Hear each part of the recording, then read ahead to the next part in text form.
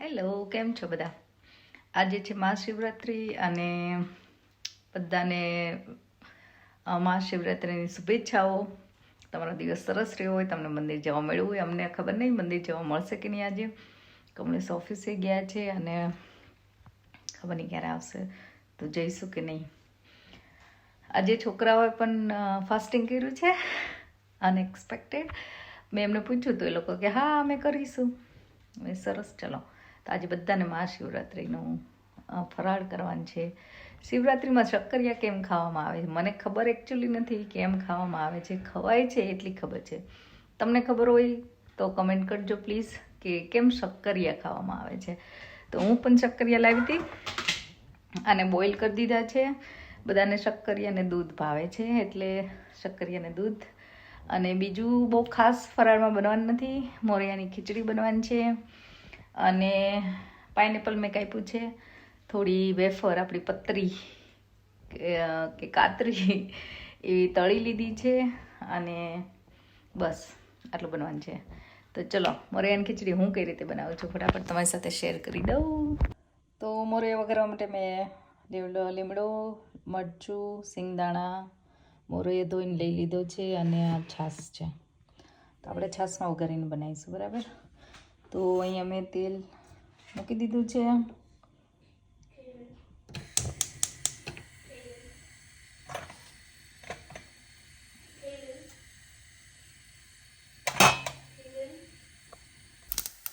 તો મેં જીરું ને થોડી રાઈ લઈ લીધી છે, સિંગદાણા અને લીમડો, મરચું જે આપણે કાપ્યું હતું બધું એડ કરી દઈશું. રાઈ ઘણા બધા નથી ખાતા હોતા, ફરાળમાં તમે અવોઇડ કરી શકો છો ન ખાતા હોય તો.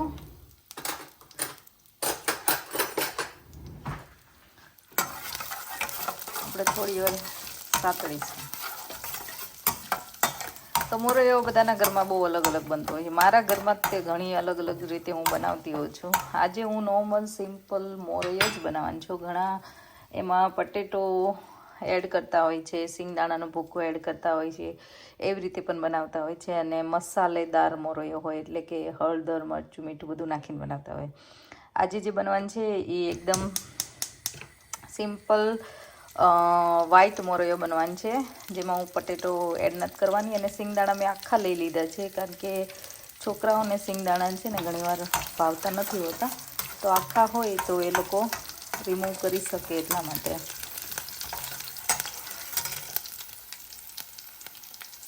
તો હવે આપણે આ મોરિયો જે વોશ કરેલો છે એ એડ કરી દેવાનો છે. અને જે છાશ છે, તમારી પાસે ખાટી છાશ હોય તો વધારે સરસ બનશે. તો જોતા પ્રમાણમાં તમારે કેટલી ક્વોન્ટિટી તમારે બનાવવાની છે એ પ્રમાણે પાણી અથવા તો એડ કરવાનું. અને આમાં આપણે સોલ્ટ એડ કરીશું. અને ઘણા ગુજરાતીઓમાં જો બહુ ખાટી છાશ હોય તો એ લોકો થોડું ગળપણ કે સુગર એડ કરતા હોય છે. પણ એ તમારા ઉપર છે, તમારે એડ કરવી કે ના કરવી. તો આપણે આને હવે સોલ્ટ એડ કરી દો થોડું. તો આપણે સોલ્ટ એડ કરીશું ટેસ્ટ પ્રમાણે.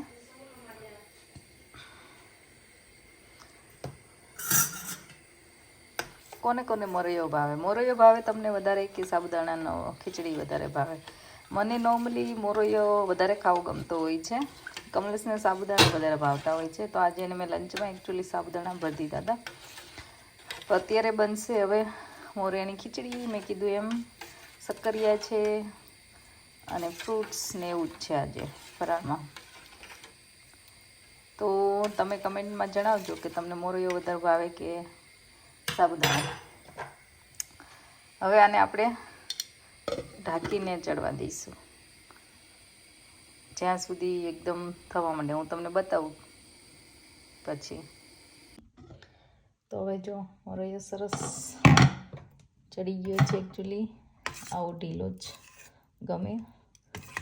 અને હજી થોડી વાર આપણે ઢાંકીને રાખીશું એટલે એકદમ મસ્ત થઈ જાય. હવે આપણે કોથમીર એડ કરી દઈશું અને રેડી છે મોરૈયો ખાવા માટે.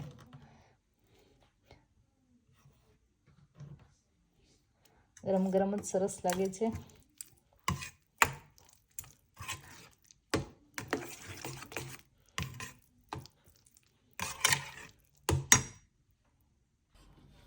તો આ થઈ ગયું છે કૃષ્ણ માટે પ્રસાદ રેડી.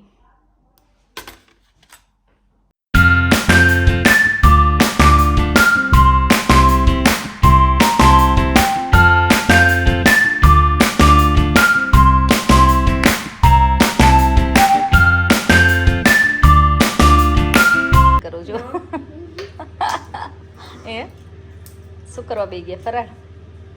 શું ખાવાનું છે ફરાળમાં આજે? મોરૈયાની ખીચડી. તારે મોરૈયાની ખીચડી નથી ખાવી તો તારે શું ખાવાનું છે? Sweet potato milk. એને શું કહેવાય ડેડી? શક્કરિયાનું દૂધ હે ને, એમ કહેવાય. શક્કરિયાનું દૂધ ખાવાનું છે. ચલો તમારે બેસી જાઓ. પાઇનેપલ આ તો એને ખાવું તું કાપ્યું તું તો ન ખાવું કઈ નહીં, મૂકી દો. તો ભગવાનને ધરાયું ને એમને ધરાયું તો ચાંદને ધરાયું કા ચાંદ. તો બેસી જાવ. ચલો ફરાળ કરવા જઈએ મહાશિવરાત્રિનો. હે પછી મંદિર લઈ જવાના છો? ભગવાને કીધું હાસ તો ભગવાન તો બોલાવે જ તે કાયમ. તો પછી ચલો ત્યારે સ્ટેનમોર સ્વામિનારાયણ મંદિરમાં આવી ગયા. બરાબર ને? આજે શિવરાત્રિ છે એટલે દર્શન કરવા. બરાબર? ચલો તો હાલો. તો અહીંયા છે ને સ્ટેનમોર સ્વામિનારાયણ મંદિરમાં દર વર્ષે સરસ મહાશિવરાત્રિની પૂજા કરાવે છે આખો દિવસ. જેને પણ જોઈન થવું હોય એને. અને અમને આજે મોકો મળી ગયો હતો. એકચ્યુઅલી એ લોકોએ સરસ અરેન્જમેન્ટ કરેલું. બધી જ પૂજાની સામગ્રી એ લોકોએ રેડી કરીને રાખે. વોલેન્ટિયર કેટલા બધા હતા ત્યાં. અને તમને બધી જ જરૂરી વસ્તુ તમે પૂજામાં બેસો એટલે પૂરી પાડે. અને મહારાજ હતા જે આખો દિવસ તમને પૂજા કરાવે. તો એવું કીધું કે આખા વર્ષ જીવનમાં કોઈ સ નામનો શબ્દ ન લીધો હોય, પણ શિવરાત્રીના દિવસે જો બાય મિસ્ટેક ખાલી શિવ બોલી નાખે ને તો એ દિવસે એને અનંત ગણું ભગવાન શિવ પુણ્ય આપે છે પૂજનનું. તો આજે તો તમે પર્પઝલી એક ધારણા કરીને જ પૂજા કરવા બેઠા છો. તો ચાલો આજ ભગવાન શિવના કૈલાસની અંદર આપણો અવાજ જાય એવી રીતે, હૃદયની સ્પંદના જાય એવી રીતે આપણે બધા જ ભેગા મળી અને ભગવાન શિવ ઉપાસના કરીએ. એકચ્યુઅલી જે આ પૂજામાં જળ હતું એ જળ મહાકુંભથી આવેલું અને કોઈ આંટી કૈલાસ પર્વત માનસરોવરનું પણ હતું. તો મનમાં ઈચ્છા હતી મહાકુંભમાં નાવા જવાની પણ ના થઈ. પણ આ પાણીથી જ છાંટણા લઈ લીધા અને મનોમન કરી લીધું સ્નાન મહાકુંભમાં. No tissue, no problem. Use a flower, even scented tissue, right?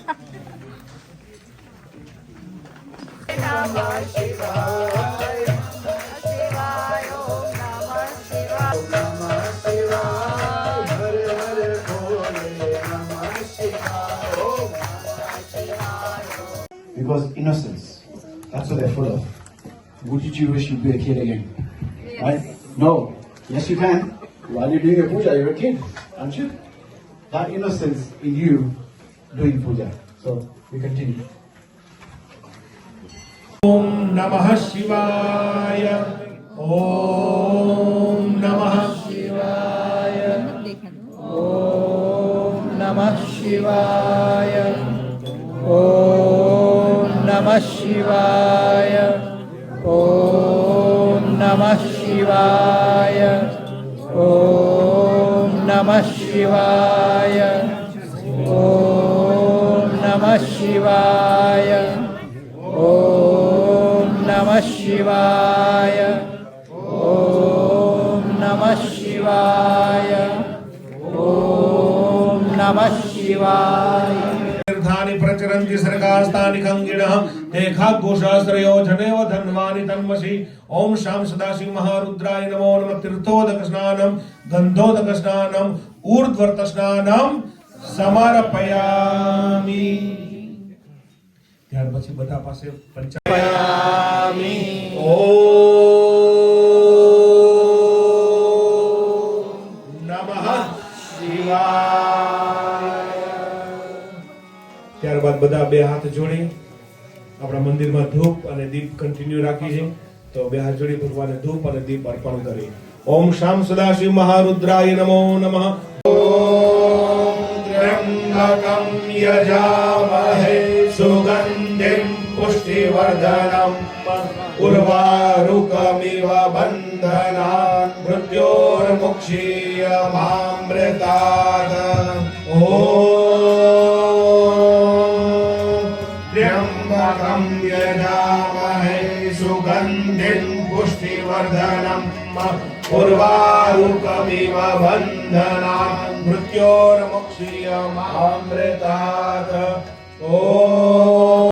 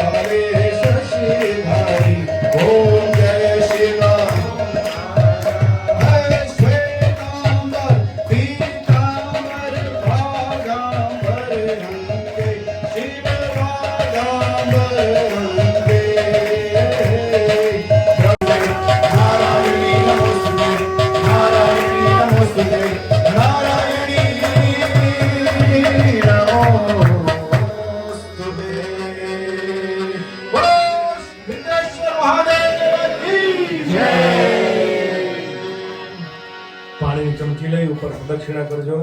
જ્ઞાનિકાન વસંતમ હૃદયારવિંદે વંદનાય ભવં Bhavai સહિતં નમામિ સદા વસંતમ હૃદયારવિંદે વંદનાય ભવં ભવાય સહિતં નમામિ. 1 2 3 4 હર હર શંભો શંભો શિવ મહાદેવા શંભો શંભો શિવ મહાદેવા શંભો શંભો શિવ મહાદેવા શંભો